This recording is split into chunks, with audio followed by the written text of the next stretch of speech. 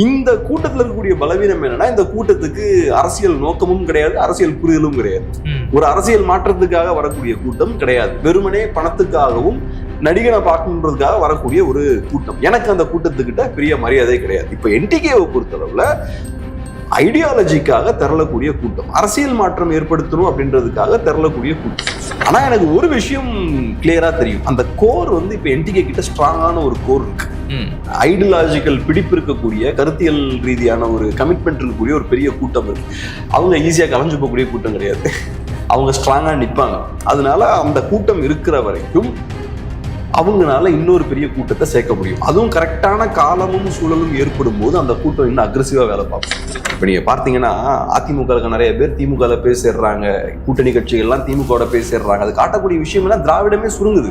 So ரெண்டு திராவிட கட்சிக்கு இந்த ஸ்பேஸ் இல்லை, ரெண்டுத்தையும் ஒன்னாக்கிட்டாங்க. ஆமா, அதனால இப்ப என்ன ஆகுது, ரெண்டும் இணைந்து ஒன்னாகிறதுக்கான வேலைகள்ல போய்கிட்டு இருக்காங்க. டெஃபினட்டா நாள் போக போக திராவிட கட்சிகள் இன்னும் ரொம்ப மோசமா பலவீனம் ஆவாங்க. எந்த பாயிண்ட்ல திராவிடம் வர்சஸ் தமிழ் தேசியம்னு களம் செட் ஆகுதோ அன்னைக்கு நீங்க கண்ணை மூடிட்டு முடிவு எடுத்துடலாம், அடுத்த எலெக்ஷன்ல தமிழ் தேசியம் ஜெயிக்க போகுது. ஏன்னா திராவிடம் வர்சஸ் தமிழ் தேசியம்னு அதுக்கப்புறம் திராவிடத்தால நிக்க முடியாது. நெற்றிக்கண் வலையொலி உறவுகளுக்கு வணக்கம். உங்களுடைய அன்பாலையும் ஆதரவாலையும் தான் நம்முடைய வலையொலி தொடர்ந்து இயங்கிட்டு இருக்கு. அதனால சேனலை புதுசா பார்க்குற உறவுகள் சப்ஸ்கிரைப் பண்ணிட்டு காணொலியை பாருங்க. காணொலிகள் பிடிச்சிருந்தா லைக் பண்ணுங்க, ஷேர் பண்ணுங்க, கமெண்டும் பண்ணுங்க. இப்போ வாங்க காணொலிக்குள்ள போகலாம். நெற்றிக்கண் வலையொலி உறவுகளுக்கு வணக்கம். இன்றைய அரசியல் உரையாடலில் நம்முடன் இணைந்திருப்பவர் அன்பு அண்ணன் திரு கேப்ரியல் அவர்கள். வாருங்கள், அவருடன் பேசலாம். அண்ணே வணக்கம். வணக்கம்.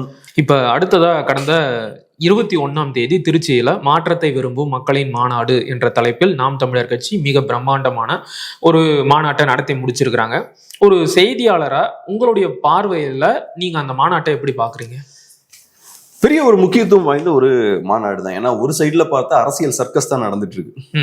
எலெக்ஷன் டைம்ல காசை கொடுத்து லட்சக்கணக்கான பேரை கூட்டுறது, கோடிக்கணக்கா பணத்தை இறைக்கிறது. இன்னொரு சைட் பார்த்தோம்னா விஜய் மாதிரியான ஆட்கள் தங்களை ஒரு கடவுள் மாதிரி ஒரு பொசிஷன் பண்ணிக்கிறாங்க. ரசிகர்களும் பார்த்தோம்னா என் தலைவனை பார்க்க போறேன் பாரு அப்படின்ற மாதிரி அரசியலுக்காக இல்லாம வெறுமனே ஒரு ரசிகன் எதுக்காக சினிமா தியேட்டருக்கு போவானோ அதே காரணங்களுக்காக விஜய நேர்ல பார்க்க போறாங்க. ஸோ இந்த மாதிரி ஒரு பர்பஸே இல்லாம வெறுமனே பலத்தை காட்டணுன்றதுக்காக கூட்டத்தை சேர்க்கிறாங்க அரசியல்வாதிகள். விஜயும் அப்படிதான். அவருக்கு எனக்கு ஒரு அரசியல் இருக்கு, ஒரு நோக்கத்தோட நான் ஒரு லட்சம் பேரை கூட்டுறேன்னா அது எனக்கு புரிஞ்சுக்க முடியுது. ஆனா இங்க கூட்டத்தை நான் காட்டணும், எலெக்ஷனுக்கு முன்னாடி நான் பவர்ஃபுல்னு காட்டணும். எனக்கு ஒரே ஏம் அது ஒண்ணுதான், எலெக்ஷனுக்கு முன்னாடி நான் ரொம்ப மாசா இருக்கேன்னு காட்டணும். ஸோ விஜய் முடிஞ்ச அளவுக்கு கூட்டத்தை கூட்டுறாரு. அவர் எந்த அளவுக்கு கூட்டத்தை கூட்டுறாரு, பெரிய அசம்பாவிதத்தை நிகழ்த்திட்டார். 41 பேர் இறக்குறாங்க. அந்த அளவுக்கு அவரு அக்ரெசிவா போறாரு.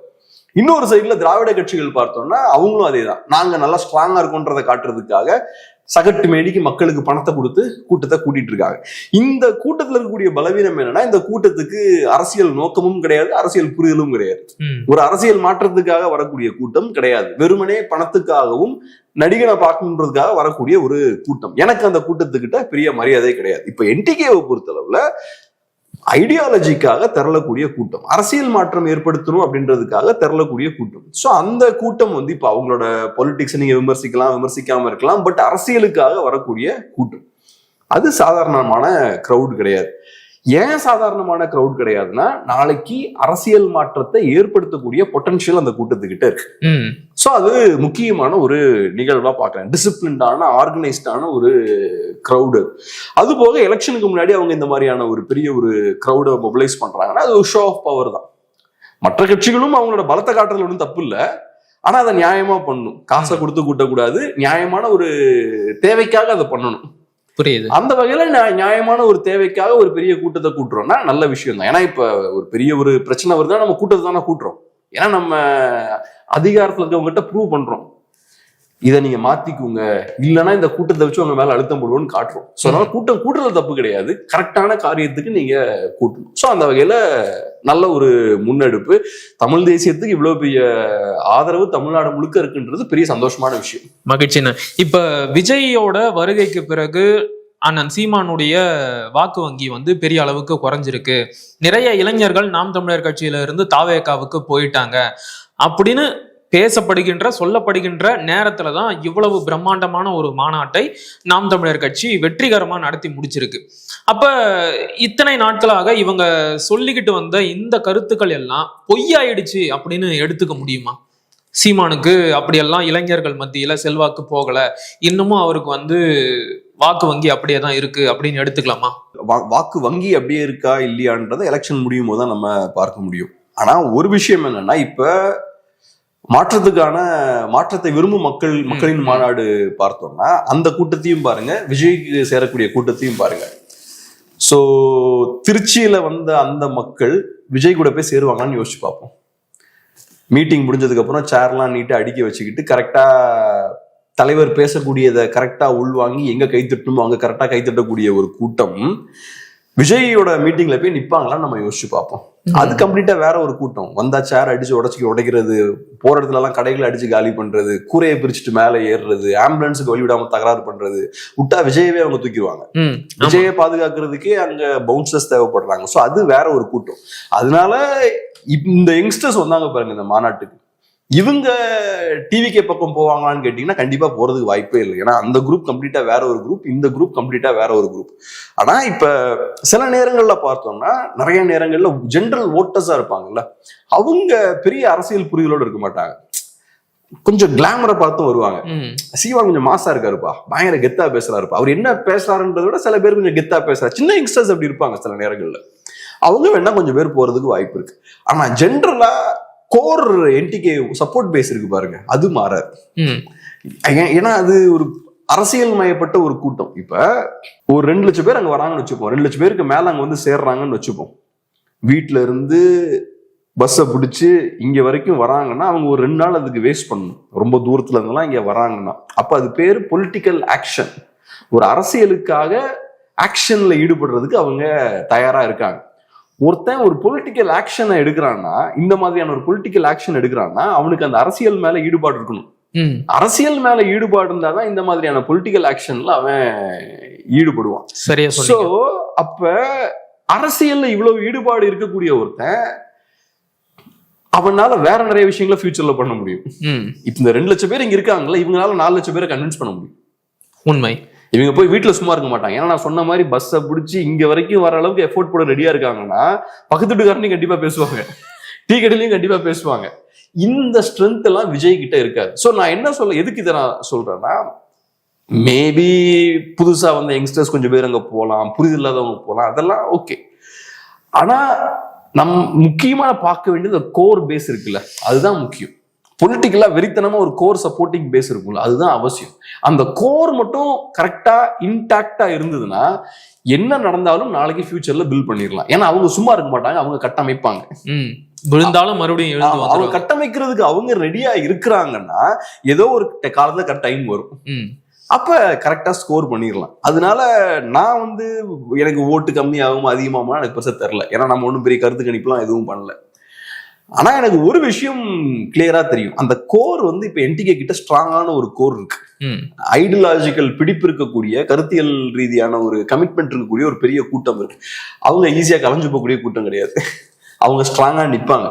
அதனால அந்த கூட்டம் இருக்கிற வரைக்கும் அவங்களால இன்னொரு பெரிய கூட்டத்தை சேர்க்க முடியும். அதுவும் கரெக்டான காலமும் சூழலும் ஏற்படும் போது அந்த கூட்டம் இன்னும் அக்ரெசிவா வேலை பார்க்கும். புரியுது. அடுத்ததாக அண்ணன் சீமானுடைய வேட்பாளர் தேர்வு. அந்த மாநாட்டுல ஒரே மேடையில 234 தொகுதிகளுக்கும் வேட்பாளரை அறிவிச்சிட்டாரு. இந்த வேட்பாளர் தேர்வில் கூட சில சோசியல் என்ஜினியரிங் இருக்கிறதா பல அரசியல் விமர்சகர்கள் பேசுறாங்க. நீங்க அதையெல்லாம் கவனிச்சிங்களா? உங்களுடைய பார்வை என்ன? நான் பார்த்த லெவல்ல சிம்பிளான ஃபார்முலாங்க. இன்னைக்கு என்ன ஆயிடுச்சுன்னா, திமுகவாலையும் அதிமுகவாலையும் எல்லா மக்களோட ஆதரவையும் முன்னாடி மாதிரி பெற முடியல. ஒண்ணு, திராவிடமே இப்ப சுருங்கிட்டு இருக்கு. இப்ப நீங்க பார்த்தீங்கன்னா அதிமுக நிறைய பேர் திமுக போய் சேர்றாங்க, கூட்டணி கட்சிகள் எல்லாம் திமுக போய் சேர்றாங்க. அது காட்டக்கூடிய விஷயம் எல்லாம் திராவிடமே சுருங்குது. சோ 2 திராவிட கட்சிக்கு இங்க ஸ்பேஸ் இல்ல, 2த்தையும் ஒன்னாக்கிட்டாங்க. ஆமா, அதனால இப்ப என்ன ஆகுது, 2ம் இணைந்து ஒன்னாகிறதுக்கான வேலைகள்ல போய்கிட்டு இருக்காங்க. அதிமுக வீக் ஆகிட்டு இருக்கு. கணக்குப்படி பார்த்தா அந்த 2 கட்சி எதிரெதிரான கட்சி இல்ல. ஆனா இந்த திமுக இருக்கவங்க அதிமுக இருக்கவங்களா இருக்காங்க. ஏவா வேலுவா இருக்கட்டும், செந்தில் பாலாஜியா இருக்கட்டும், ராஜா கண்ணப்பன் அவர்களா இருக்கட்டும், KKSSR இருக்கட்டும், மைத்ரேயன் அவர்களா இருக்கட்டும், PH பாண்டியனா இருக்கட்டும், மனோஜ் பாண்டியன் அவர்களா இருக்கட்டும், இப்போ OPS அவர்களா இருக்கட்டும், ஏகப்பட்ட பேர், பெரிய லிஸ்ட். அனிதா ராதாகிருஷ்ணனா இருக்கட்டும், இங்க எல்லாமே 24 பேர் இருக்காங்க. எல்லாம் அங்க இருந்து இங்க வந்தவங்களா இருக்காங்க. அப்ப இது காட்டக்கூடிய விஷயம் என்ன, இன்னைக்கு பொலிட்டிக்கல் ஸ்பேஸ் கம்மியாயிட்டே இருக்கு. அப்ப ஒரு கப்பல் 2 கப்பல் இருக்கு, ஒரு கப்பல் முங்குதுன்னா என்ன ஆகும்? இன்னொரு இந்த முங்குற கப்பல் இருந்து எல்லாம் இங்க ஏறுவாங்க. ஆமா, அதுதான் இப்ப நடந்துட்டு இருக்கு. சோ திராவிடம் இப்ப வீழ்ந்துட்டு இருக்குன்னா அது காரணம் என்னன்னா, திராவிடத்தால முன்னாடி மாதிரி எல்லாரையும் ரெப்ரசென்ட் பண்ண முடியல, எல்லாருக்குமான ரெப்ரசன்டேஷனை கொடுக்க முடியல. ஏன் கொடுக்க முடியல? ஏன்னா ஃபேமிலி பாலிடிக்ஸ் ஒண்ணு பெருசா இருக்கு. ஃபேமிலி பாலிடிக்ஸ் இருந்தாலே கேஸ்ட் ஸ்ட்ரக்சர் ஃப்ரீஸ் ஆயிரும். இப்ப நான் ஒரு சாதியை சேர்ந்தவனா இருப்பேன், என் பையன் அடுத்தது அந்த போஸ்ட்ல உட்காந்துருப்பான், அந்த மினிஸ்டர் பதவியில. அதுக்கப்புறம் என் பேரன் அந்த போஸ்ட்ல உட்காருவான், அவனோட பையன் உட்காருவான். இப்ப என்ன ஆகுது, இந்த போஸ்ட்ன்றது ஒரு ஃபேமிலிக்கும் ஒரு சாதிக்கும் சொந்தமான ஒரு விஷயமா மாறிடுது. சொசைட்டில சமூக மாற்றம் நடந்தாலும் அத இந்த பொலிட்டிக்கல் சிஸ்டம் பிரதிபலிக்காது. அப்ப என்ன பண்ணுவாங்க, நிறைய மக்கள் இன்னைக்கு வளர்ந்து மேல முன்னேறி வராங்க, அவங்களும் அதை பாக்குறாங்க. எனக்கு வாய்ப்பே இல்லை. ஒவ்வொரு மாவட்டத்திலயும் ஒரு பெரிய ஒரு குறுநில மன்னர் உட்கார்ந்து இருக்காரு, அவரை மீறி நான் எப்படி வளர்ந்து வருது? நேத்து நான் வீக்கா இருந்தேன், இன்னைக்கு நானும் படிச்சுட்டேன், நானும் நல்லா வளர்ந்துட்டேன். ஆனா எனக்கான பொலிட்டிக்கல் ரெப்ரசன்டேஷன் திராவிட கட்சிகள்ல இல்லை. அதனாலதான் நீங்க நல்லா பாத்தீங்கன்னா தெரியும், இங்க சில குரூப்புக்கு எப்படி ஒரு காலத்துல காங்கிரஸ் பார்ட்டியில பிராமணர்களுக்கு அதிகமான பொலிட்டிக்கல் ரெப்ரசன்டேஷன் இருந்ததோ, இங்க சில குரூப்புக்கு பாத்தீங்கன்னா அதிகமான பொலிட்டிக்கல் ரெப்ரசன்டேஷன் திமுக இருக்கும். ஆனா ஒரு 50% தமிழ்ஸுக்கு ஒரு ரெப்ரசன்டேஷனுமே இருக்காது. ஆமா. அப்ப அந்த மக்கள் எங்க போவாங்க? அவங்களுக்கு பாஜகவை பாக்குறாங்க, பாஜக நம்மளோட கரெக்டா ஃபிட் ஆக மாட்டேங்கிறாங்க, கொஞ்சம் வேற ஒரு டோன்ல இருக்காங்களே. தமிழ் நேஷனலிசம், தமிழ் தேசியம்னு எடுத்துக்கிட்டோம்னா NTK இந்த மண்ணுல இருந்து உருவான கட்சி. அப்ப இந்த மக்களோட டேஸ்டுக்கு ஏற்ற மாதிரி இருக்கக்கூடிய ஒரு கட்சி, இந்த மக்களோட மொழியில பேசக்கூடிய ஒரு கட்சி. பாஜக என்னதான் இருந்தாலும் நார்த்ல உருவான ஒரு கட்சி, அந்த பகுதியில் இருக்கக்கூடிய மக்களோட தேவையை மையமா வச்சு அவங்களோட கேரக்டருக்கு ஏற்ற மாதிரி வடிவமைக்கப்பட்ட ஒரு கட்சி. இந்த மக்களோட கனெக்ட் ஆகுறதுல சிக்கல் இருக்கும். தமிழ்நாட்டில் இருக்கக்கூடிய மேல்தட்டு மக்களோட கனெக்ட் ஆக முடியும், ஆனா கீழே கனெக்ட் ஆகுறது கஷ்டம். ஏன்னா கீழே இருக்க மக்கள் மண்ணோட கனெக்ட் ஆகிருப்பாங்க. ஸோ அப்ப அவங்களுக்கு பெருசா என்டர் ஆக முடியல. அதனாலதான் 1-8% NTK வளர்ந்துருக்காங்க. ஒண்ணு திமுகவால அந்த புதுசா வளர்ந்து வரக்கூடிய மக்களை உள்வாங்க முடியல, ரெண்டாவது அந்த அதிருப்தியாளர்களை வேற அரசியல் கட்சிகளால என்டர்டெயின் பண்ண முடியல, அவங்களாலையும் உள்ள கொண்டு வர முடியல. சோ NTK வரும்போது ரைட், இது நமக்கான ஒரு கட்சி, நமக்கு ஒரு வாய்ஸா இருக்காங்க அப்படின்ற மாதிரி வராங்க. சோ அது கரெக்டான ஒரு விஷயம் தான். திமுகவால அதான் பண்ண முடியல, ஈக்குவல் ரெப்ரசன்டேஷனை கொடுக்க முடியல. நேத்து காங்கிரஸ்ல பிராமணர்கள் அது பண்ணும்போது பெரிய குற்றவாளிகளா சித்தரிச்சாங்க, பாருங்க நம்மளோட உரிமைகளை பறிக்கிறாங்க. ஆனா இன்னைக்கு அதே விஷயம் திமுகலையும் நடந்துட்டு இருக்கு. ஆனா அந்த வேலையை பிராமணர்கள் பண்ணல, ஆனா வேற குரூப் பண்றாங்க, இடைநிலை சமூகங்கள் அவங்க டாமினேட் பண்றாங்க. பட் அதையும் தட்டி கேட்கும். அப்ப எல்லாருக்கும் ஈக்குவலா பவரை டிஸ்ட்ரிபியூட் பண்ணும். அந்த வேலையை NTK ஓரளவுக்கு பண்ணும்போது அவங்களுக்கு எல்லாம் ஸ்பேஸ் கிடைக்குது. யாருக்கெல்லாம் இப்ப இருக்கக்கூடிய சிஸ்டம்ல ஸ்பேஸ் இல்லையோ அவங்களுக்குலாம் NTKல ஸ்பேஸ் கிடைக்குது. சோ NTKவும் குரோ ஆகுது. இது ஒரு பாசிட்டிவான ஒரு இந்த சோஷியல் இன்ஜினியரிங் நாம் தமிழர் கட்சிக்கும் அண்ணன் சீமானுக்கும் வெற்றி வாய்ப்பை கொடுக்குமா? எந்த அளவுக்கு இது அவங்களுக்கு வளர்ச்சியை கொடுக்கும்? இது வரைக்கும் இல்லாத ஒரு நடக்காத ஒரு விஷயம் இது, இவங்க முன்னெடுக்கிறாங்க. இது எந்த அளவுக்கு பலனை கொடுக்கும்? பலன் கண்டிப்பா கொடுத்துருக்கு. ஏற்கனவே பலன் கொடுக்குமானா கண்டிப்பா கொடுக்கும், கொடுத்துருக்கு. 1-8%னா 8 மடங்கு வளர்ச்சி இன்க்ரீஸ் ஆயிருக்கு. ஒரு 10 இயர்ஸ்ல 8 times ஓட் ஷேர் இன்க்ரீஸ் ஆகுதுன்றது சாதாரண விஷயம் கிடையாது. ஃபியூச்சர்ல கொடுக்குமானா ஃபியூச்சர்லயும் கொடுக்கும் தான், அதுலயும் எந்த மாற்று கருத்தும் இல்லை. ஏன்னா நான் சொன்ன மாதிரி அங்க பிரச்சனைகள் அதிகமாயிட்டே தான் இருக்கும். ஃபேமிலி பாலிடிக்ஸ் எல்லாம் வந்தாச்சுனாலே அது ஒரு எஃபெக்டிவான சிஸ்டமா இருக்காது. ஆமா. அப்ப உங்களோட அந்த அமைப்பே நாளுக்கு நாள் வீக் ஆகிக்கிட்டே தான் இருக்கும். பணம் இருக்கிறனால வண்டி ஓடுதே தவிர பணம் இல்லைன்னா அந்த சிஸ்டம் ஃபங்க்ஷன் ஆகாது. நாளுக்கு நாள் அது இன்னும் வீக் ஆகிக்கிட்டே தான் இருக்கும். எப்ப அதிகாரத்துக்கு NTK வருவாங்க கேட்டீங்கன்னா அது எனக்கு தெரியல, அது எனக்கு தெரியல. ஆனா டெஃபினட்டா நாள் போக போக திராவிட கட்சிகள் இன்னும் ரொம்ப மோசமா பலவீனம் ஆவாங்க.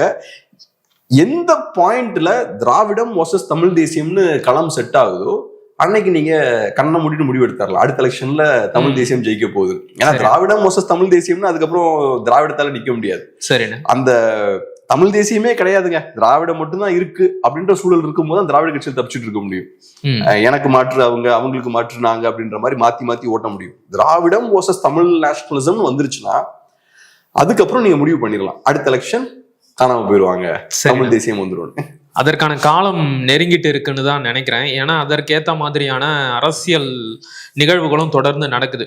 அதுதான் என்னுடைய இறுதி கேள்வியும் கூட. ஐயா ஓபிஎஸ் அவர்கள் இன்றைக்கு ஸ்டாலின் முன்னிலையில திமுகவில் இணைஞ்சிருக்கிறாரு. இது திமுகவிற்கு மிகப்பெரிய பலமா, இல்லைன்னா இபிஎஸ்க்கு நான் முன்னாடியே சொன்னேன்ல, இவங்கெல்லாம் துரோகிகள், இவங்கெல்லாம் திமுகவோட கைக்கூலிகள், இங்க பாருங்க நான் சொன்ன மாதிரி நடந்துருச்சு அப்படின்னு பேசுறதுக்கு இவருக்கு ஒரு வசதி ஏற்பட்டு இருக்கா? உண்மையிலேயே இதுல லாபம் அடைய போறது யாரு? திமுகவுக்கு தான் லாபம். திமுகவுக்கு தான் லாபம். ஏன் லாபம்னு சொல்றேன்னா, எலெக்ஷனுக்கு முன்னாடி இந்த மாதிரியான விஷயங்கள்லாம் நடக்குதுன்னா திமுக ஸ்ட்ராங் ஆயிட்டு இருக்காங்க அப்படின்ற ஒரு தோற்றத்தை அது ஏற்படுத்தும். ஒரு பாசிட்டிவான ஒரு இமேஜை அது திமுகவுக்கு கிரியேட் பண்ணும். திமுக ஸ்ட்ராங்கா இருக்காங்க, எல்லாரும் திமுகல சேர்றாங்க, எல்லா கட்சிகளும் திமுக அணில சேர்றாங்கன்ற ஒரு தோற்றத்தை அது ஏற்படுத்தும். ரெண்டாவது, திமுக வெறுமனே இந்த எலெக்ஷன்ல மட்டும் நம்ம ஓபிஎஸ் வச்சு லாபம் எடுக்கணும் அப்படின்னு பார்க்கலாம். லாங் ரன்ல ஓபிஎஸ் வச்சு சவுத்துல கட்சியை பில்ட் பண்ணலாம்னு பாக்குறாங்க. இப்ப திமுகவுக்கு ட்ரெடிஷ்னலா தேவர் ஓட்ஸ் பெருசா இருந்தது கிடையாது. தேவர் கம்யூனிட்டியை பொறுத்தளவுல அவங்க அதிமுகவோட பேக்கிங் கம்யூனிட்டி ஒரு காலத்துல ரொம்ப பவர்ஃபுல்லா இருந்தாங்க. அப்புறம் பவர் ஷிஃப்ட் ஆகுது, வெஸ்ட் ஸ்ட்ராங் ஆகுது.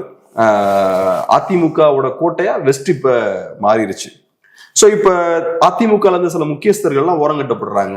அதுல சில பேர்னு பார்த்தோம்னா சசிகலா அவர்கள், ஓபிஎஸ் அவர்கள், அப்புறம் டிடிவி அவர்கள், இவங்கெல்லாம். அதை தாண்டி நிறைய பேர் வேற வேற இடத்துக்கு சதறி போறாங்க. ஸோ இப்ப என்ன ஆகுது, அங்க ஒரு வெற்றிடம் கிரியேட் ஆகுது. அந்த மக்களுக்கு இன்னும் அதிருப்தி இருக்கு.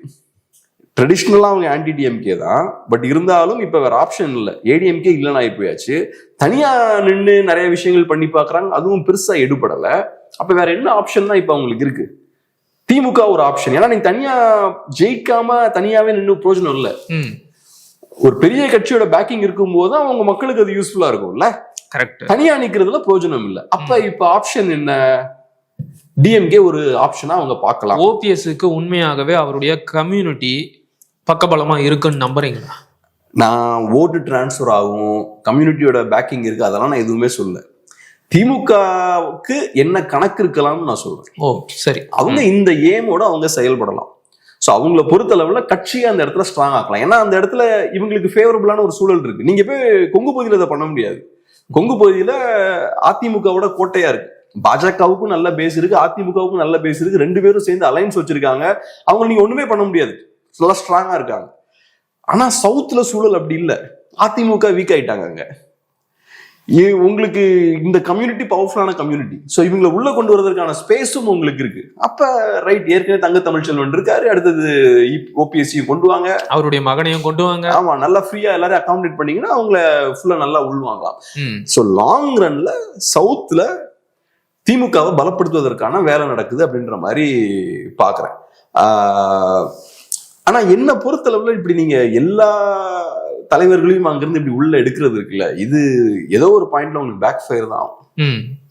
நீங்க அடிக்கடி சொல்லுங்க, அந்த ஸ்டேட்டஸ் கோ டிஸ்டர்ப் பண்ணிரும். ஆமா, நீ எப்பவுமே சில காலகட்டங்கள்ல பார்த்தா முழுமையா நாங்க ஒரு பகுதியை கண்ட்ரோல் பண்ணிட்டோன்ற சூழல் வரும்போது அவங்க வீழ்ச்சி அங்கிருந்து ஆரம்பிக்கும். முகலாயர்கள் பார்த்தோம்னா ஒட்டுமொத்த இந்தியாவையும் கண்ட்ரோல் பண்ணிட்டாங்கன்ற மாதிரி சூழல். ஆல்மோஸ்ட் பிரச்சனை கொடுத்தது பாத்தீங்கன்னா மராத்தாஸ் மட்டும்தான். ஆனா அவங்க வீழ்ச்சி அங்கிருந்து ஆரம்பிச்சது. நீங்க எல்லாத்தையும் கண்ட்ரோல் பண்ணி என் கைக்குள்ள கொண்டு வந்துடலாம்னு நினைக்கும் போது அப்ப இவரு தான் அவுரங்கசீபா தான் முடிஞ்ச அளவுக்கு எஃபோர்ட் போட்டு மராத்தாஸை வீழ்த்திடலான்னு பார்ப்பாரு, சிவாஜியை வீழ்த்திடலான்னு பார்ப்பாரு, ஃபுல் ஃபோர்ஸை யூஸ் பண்ணுவார். ஆனா கடைசி வரைக்கும் அவரால் அதை பண்ண முடியல. கடைசியில் அங்கிருந்து அவங்க வீழ்ச்சி ஆரம்பிக்குது, முகலாயர்களோட வீழ்ச்சி. இது எல்லாருக்கும் நடக்கும், பிரிட்டிஷ்காரர்களுக்கும் இதே தான், எல்லா அதிகாரம் படைத்தவர்களுக்கும் இதான். நீ ஒரு பாயிண்ட்டுக்கு அப்புறம் எல்லாமே ஆல்மோஸ்ட் என் கையில ஃபுல் கண்ட்ரோல் வந்துச்சு நினைப்பீங்கல்ல, அங்கிருந்து அவங்க வீழ்ச்சி ஆரம்பிக்கும். இவங்க அந்த மாதிரியான இடத்துக்கு போற மாதிரிதான் எனக்கு தெரியுது.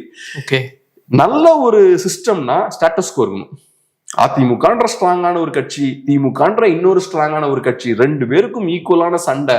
அப்படி இருக்கும்போது இந்த சிறிய சக்திகள், அதாவது டிவிகேவா இருக்கலாம், பாஜகவா இருக்கலாம், என்டிகேவா இருக்கலாம், இவங்கெல்லாம் திராவிடத்தோட ஃபிட் ஆகாத பார்ட்டிஸ் இவங்க. ஆமா.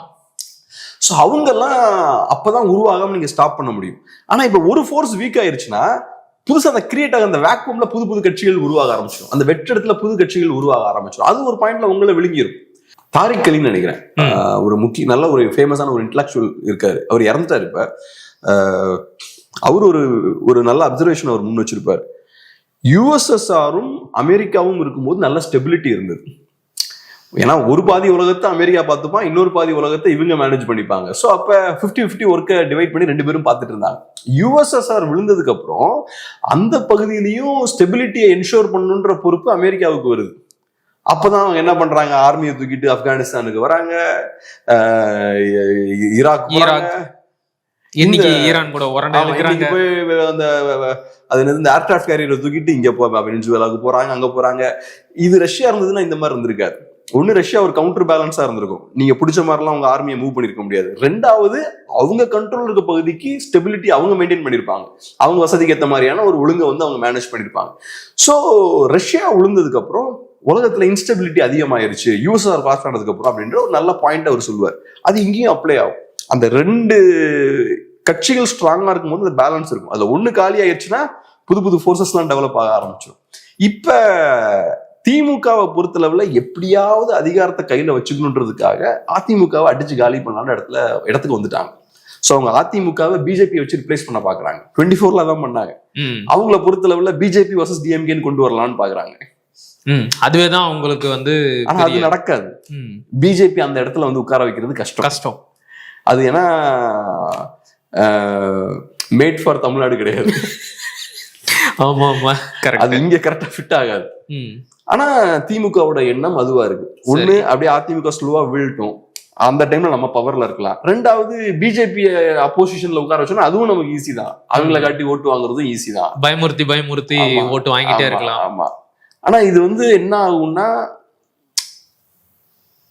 ஸ்டெபிலிட்டி இருந்ததுன்னா நீங்க நீண்ட காலம் நீங்க பவர் என்ஜாய் பண்ணலாம். ஆனா நீங்க இம்மிடியட்டா ஜெயிக்கிறதுக்காக ஸ்டெபிலிட்டியை டிஸ்டர்ப் பண்ணீங்கன்னா, ஸ்டேட்டஸ் கோ டிஸ்டர்ப் பண்ணீங்கன்னா நீண்ட காலம் நீங்க அதிகாரத்துல இருக்க மாட்டீங்க. புரியுதுண்ணே. பல கருத்துக்களை விரிவா பகிர்ந்துக்கிட்டீங்க. மிக்க மகிழ்ச்சி. நன்றி.